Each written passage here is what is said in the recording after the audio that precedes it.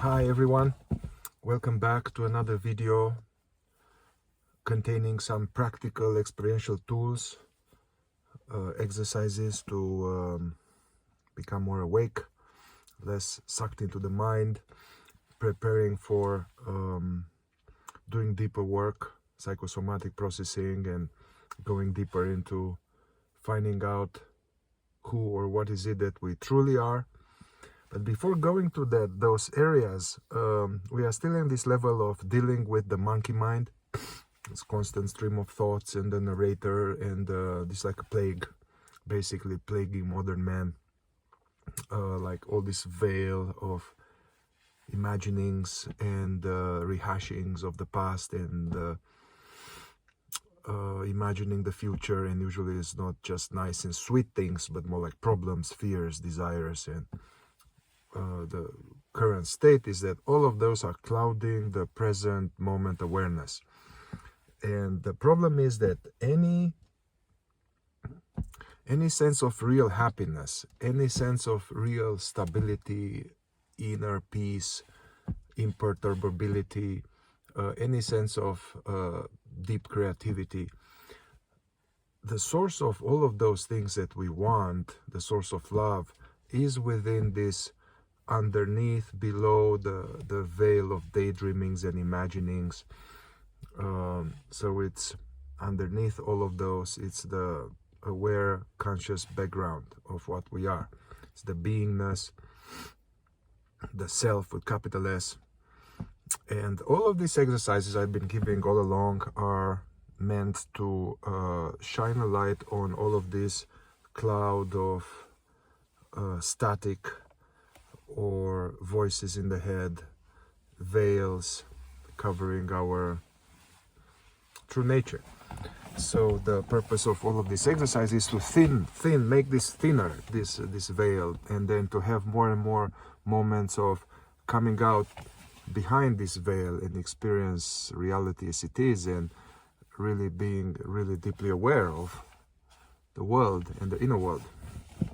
So still at the level of dealing with the mind, one of my favorite exercises will be a variation on stopping thoughts. As I said before, this using any kind of stopping thoughts exercise, we use this just temporarily for a few minutes, 5-7 minutes, once or twice a day. The idea is not to go into that all the time, stopping thoughts, because thinking actually is natural. It's just that the current state of unconsciousness, there's an excess of thinking, and the mind, which is an instrument, is used by the imaginary self, by the ego self, churning all of its miseries and dissatisfaction. And all right, so let's stay practical here. This exercise is I first found it out in David Hawkins. Dr. David Hawkins was talking about that, but it appears in Christian mysticism, in the writings of the Desert Fathers. It appears in Sufi masters, Zen, Tibetan, so all throughout. So all right, so we are ready to practice this. So either we are sitting, closed eye, in a meditation, with a meditation intention, or we are just walking, or we are just sitting on a bench, or we are driving. All of these are suitable, or lying down. Yeah. So as we are getting more present, more aware, more in the here and now, using all the other previous exercises, establishing oneself more into the experience of seeing, hearing, sensing the body, and naturally witnessing the phenomena. All right, so the exercise is that catching thoughts as soon as they arise. Catching thoughts as soon as they arise.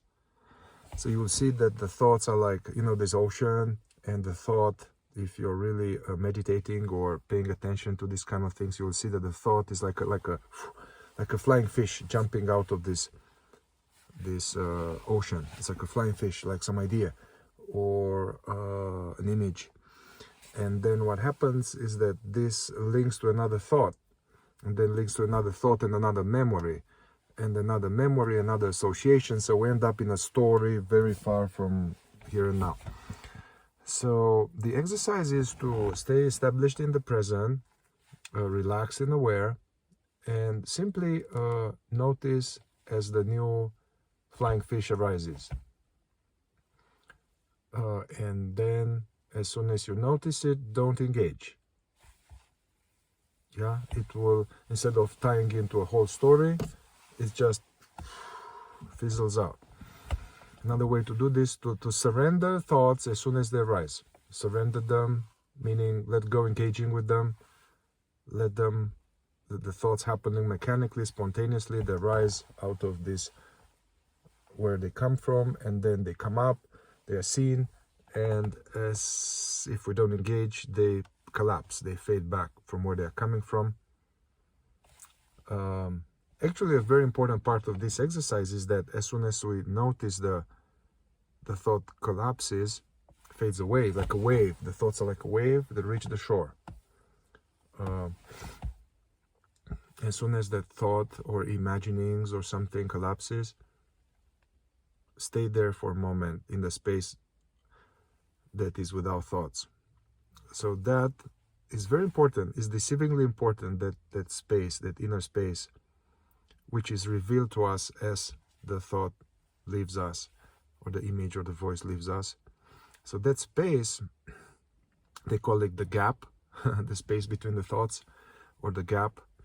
There were traditions focusing on noticing the gap between thoughts, noticing the space between thoughts. Many teachers speak about that. Why? Well, that is an entry point into what we are, our true identity. Because the ego mind thinks, okay, there's like thoughts, there's thoughts, and then but what it is, the thoughts are not continuous, and the thoughts arise on this aware background.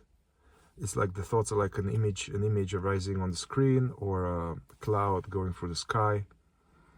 The thoughts collapse, the sky, the aware sky remains, the image or the sound in the head passes, this aware background remains. So many traditions focus on that, to notice the gap between thoughts and to stay there.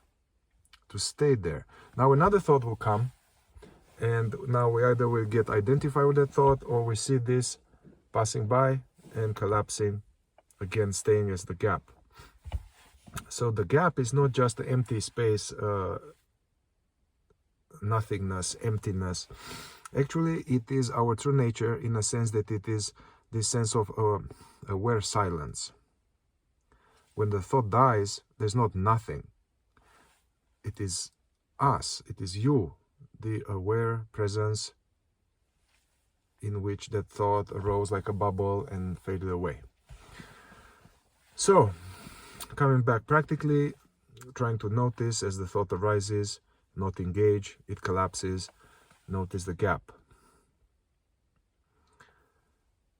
Stay there. Don't let it be boring. Actually, that's right. We are right there entering this non-conceptual awareness that can be a glimpse towards that which is not a thought, that which is not a feeling, but that which is all the time what we are, that perceives right now these words, this image of Mihai. All right, so that's the exercise. One additional variation on this would be to, as the thought visits us, like a bait. There was an Italian philosopher saying that, describing the state of the ego mind, was saying my thoughts are struggling against me. Why am I drawn to the bait? So this exercise is more like catching the bait. Catching the bait, we are just about to take it and go for a spin, for a little checking out in La La Land. Okay, so another variation of this exercise is that you catch a thought, you're kind of mentally, you can count one. Okay, I didn't take one bait. Stay in the gap, stay in the here and now, being aware. as another thought comes, notice it and don't stick to it. It'll be like two thoughts that you caught the bait and you didn't engage, you didn't develop into a story. So the exercise would be to count how many times how many baits you can see and not take, meaning to identify now going into the mind, because this is one of the strongest habits we have, to identify with the voices and the images and go lose conscious presence and get sucked into the mind.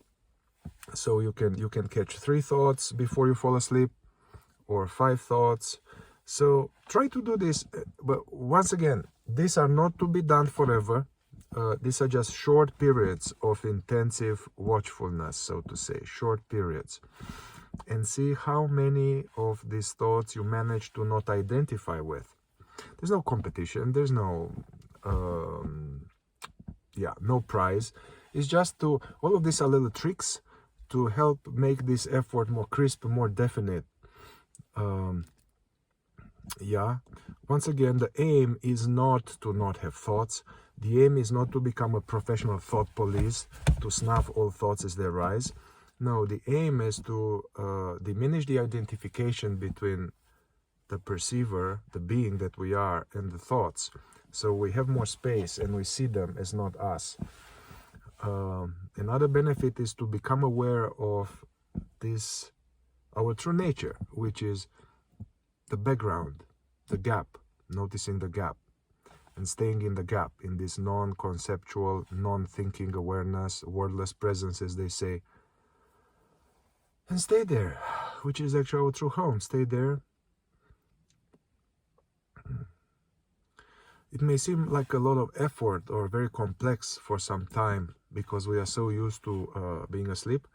But as we jumpstart this presence that we are, it will activate itself. You'll see, you'll do these exercises and then it will activate itself when you are not doing these exercises. And instead of being something mysterious a state that you experience from time to time, a higher state, this becomes like home, a quiet place within. So remember, the secret sauce is to engage with these exercises, to play with them, maybe make a list of them. All of them, they build on each other. And feel free to send any questions or comments about your working with this, and happy to support you in this endeavor. All right, very good. Happy practicing and stay in touch. Ciao, ciao.